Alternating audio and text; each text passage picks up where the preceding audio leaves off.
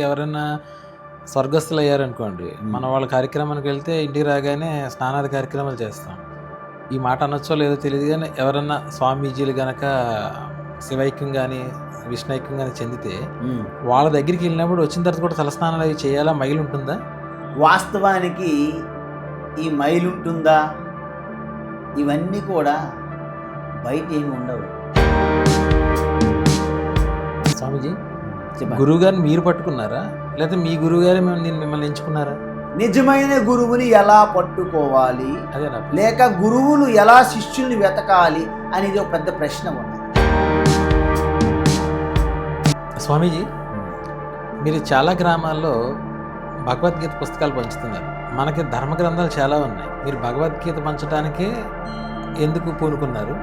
Gita vision సత్సంగం అని పెట్టి మీరు ఇవన్నీ కార్యక్రమాలు చేస్తున్నారు. నాకు కూడా తెలుసు మీరు చాలా పుస్తకాలు పంపారు. ఇక్కడ కూడా చాలా పుస్తకాలు, వేలాది పుస్తకాలు ఉన్నాయి.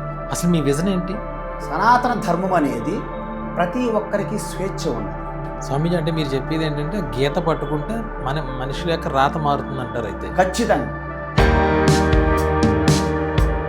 స్వామీజీ, శ్రీకృష్ణుడితో అర్జునుడు నేను యుద్ధం చేయలేను అంటాడు, కానీ శ్రీకృష్ణుడు యుద్ధం చెయ్యి అని ప్రేరేపిస్తాడు కదా. అసలు యుద్ధమే లేకుండా ఈ కౌరవుల్ని పాండవుల్ని, కృష్ణుడు దేవుడు కాబట్టి వాళ్ళందరి యొక్క మనసులు మార్చి ఒక అన్నదమ్ముల్లాగా ఎందుకు చేయలేకపోయాడు కృష్ణుడు? ప్రతి ప్రాణిలోనూ ఆత్మస్వరూపమే ఉన్నది, జిరాక్స్ కాపీ, ప్రతిబింబంగా.